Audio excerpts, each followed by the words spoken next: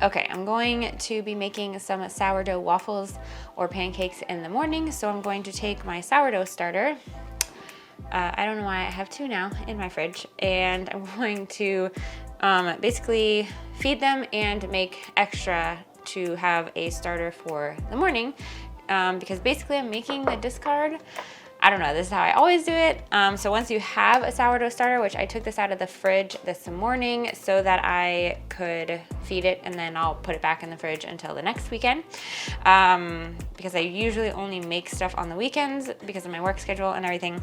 Basically, I'm just gonna scoop out like half of what I have so I can feed what I have, and then I'll just keep the rest in the fridge.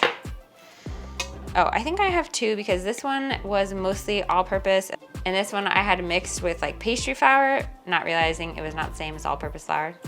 So I'm like getting this back to a mostly all-purpose flour. And eventually I'm gonna be making a sourdough einkorn bread starter. So this is the discard, and I'm just gonna add some more flour to it. And I don't do measurements, I just kind of do by how it feels and looks, and it has been working a lot better for me than when I did it by like grams of water and like amounts and all of that. So I'm just gonna pour some flour into here.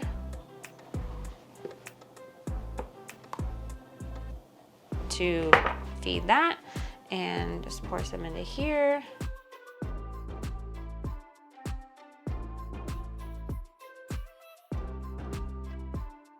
To feed that, I'm just gonna mix it around, and then I will fill it with some water from the Berkey. So that's that, but let me show you the consistency that you want it to be.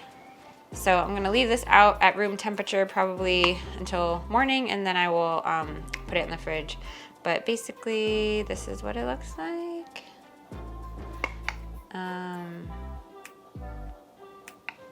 So kind of like a thick batter. So that's that one. And the way you can see that it's like working is the side, it will double, which you can, it's right here. You can't really see it because of all that stuff here, but it's here and it'll double, and then you'll see bubbles and stuff all along the side. So let's do this one. I'm gonna mix what I've got around, and I really don't need a ton of water for these. Okay, so here's this one. It's like a thick batter.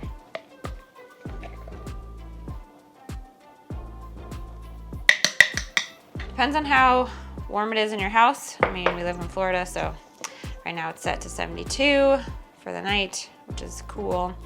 But the warmer it is, the faster it will like bubble up and ferment and be good, and then you can put it in the fridge.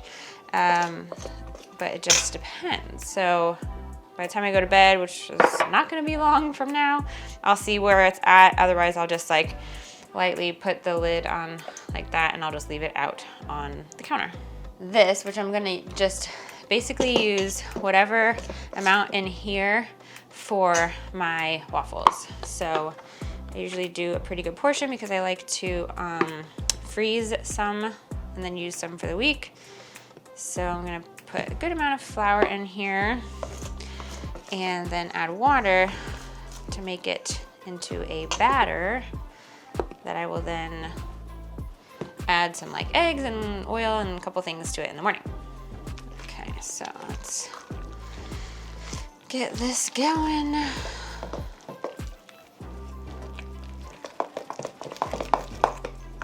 This is gonna double basically in size tonight, and it will get very bubbly and poofy. And then I will add some ingredients, and I will show you that in the morning. This is how I start it. I just do it at night. It's like 8:15, and whenever I get up, which will probably be like, I don't know, depends on what time the kids get up, 6 o'clock maybe, 7 o'clock if they let me sleep, and then I will show you what I add to it. So they are over here chilling, and I got my water kefir grains rehydrating. So that's exciting. These are gonna double in size.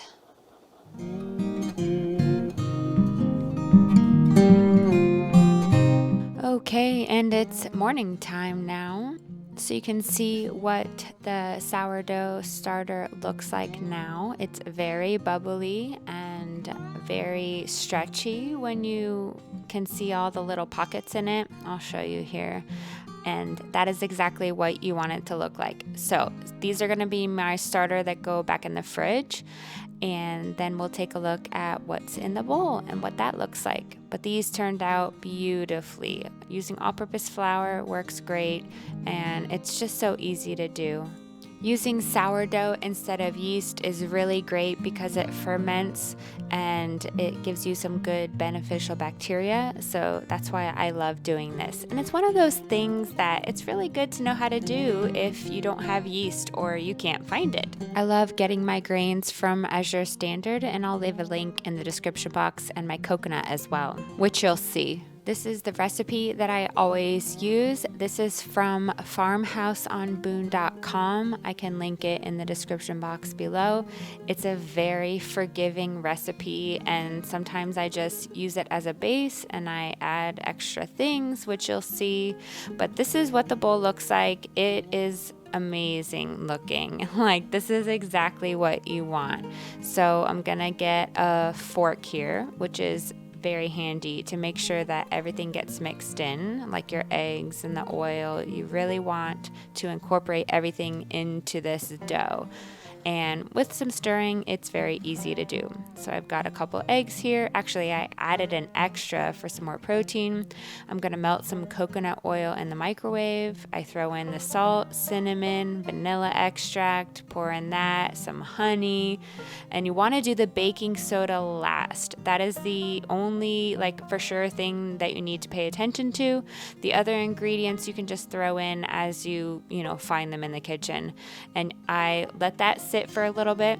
After I've added the baking soda, I kind of clean up around the kitchen and get everything else set so that it can start bubbling up and getting poofier. So I take a 1/4 cup little scoop. I have some chocolate chips here, white chocolate and dark chocolate or semi-sweet. And then I have some coconut shreds I'm also going to throw in. And I just butter the skillet, or you can use a pan on the stove. I've used both. And I just like this because I can do 6 at a time and it just goes a lot faster, because I usually do a double batch so I can freeze the rest. So I'm just kind of dividing it up and putting coconut on some. Sometimes I just do a little bit of everything. Sometimes I do sprinkles. Sometimes I just add extra flax, hemp hearts, like whatever you want. You can do fruit or raisins, whatever strikes your fancy. So my kids, of course, love chocolate chips, and so that's what I do.